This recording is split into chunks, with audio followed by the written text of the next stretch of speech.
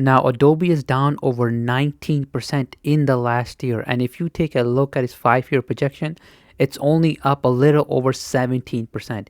If you compare that to the S&P 500, in the last year, it gave you a return of 18% and a 5-year return of 80%.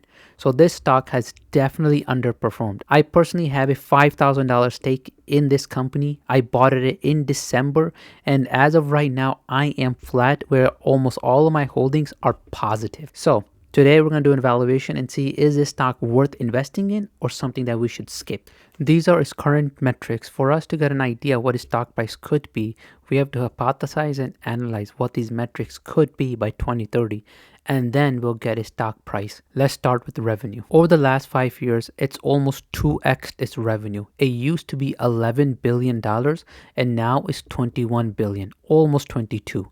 This is mainly because they switched their business model. They were selling lifetime licenses for a certain version of the software to being a subscription-based service. And ever since then, their revenue has absolutely skyrocketed. Before, when you only had to pay once, it was very hard for their revenue to grow. As you can see in the all section, they had a flat period. Immediately, they changed their business model. Their revenue starts to spike up because of the recurring revenue from the subscription basis. This supports one of our main theses that they can increase their revenue in the future by increasing the price of their subscription base. Now, how much they can do this by, in my opinion, it's very low, maybe 10 to 20%, and that's it. They have to do some organic growth somewhere for them to add additional value. So we're going to ask ChatGPT and see what it thinks the revenue numbers could be by 2030. So ChatGPT thinks it could be 36 billion, which is very possible, but it would need to add an additional source of revenue for it to 2x. This is very close to 2x.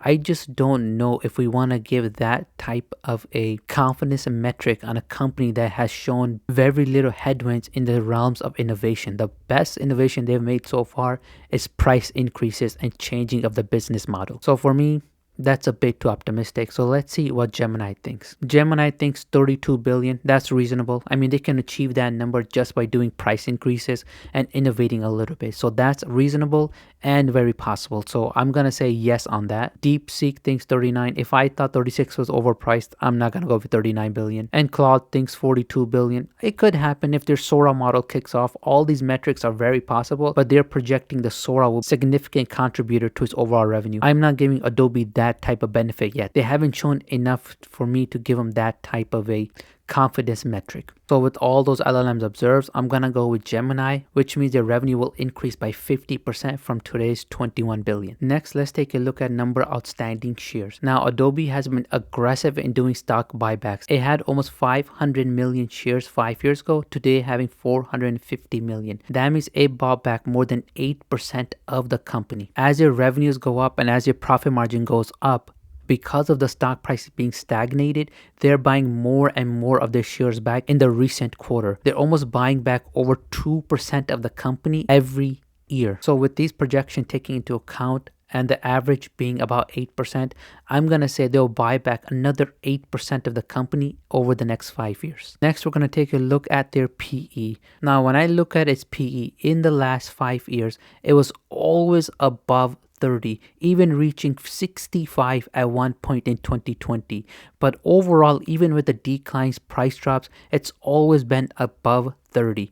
The last time it was below 30, you would have to go back to August 30th, 2011 when it was below 30. But over the last 5 years, it hasn't been that. Now, I'm going to give a very conservative metric on a PE because the sentiment is really low and we just don't know what it's going to do with Sora. With that taking into consideration, I'm going to say it's going to have a PE of 28. It's very low and I don't think that's going to happen. But I want to be conservative here because the sentiment around this company isn't good.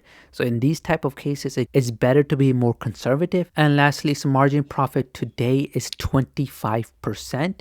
I'm going to say that hits 30 because if they take out the AI spending, it's already 35. but they're spending heavily on Sora, so that's why it's low. I'm gonna project that that's gonna go down dramatically, and they won't have to consistent keep spending that, and their revenue and earnings are gonna go up. So 30 is very reasonable. If I'm being honest, 30 is on the bit of the low side. Now, when we enter all these numbers in, we get a stock price of $654.50, which means you will underperform the S&P 500 by 3%. If you were to take that same money that you would spent to buy this stock and you bought the S&P, you would get $666.48 by 2030.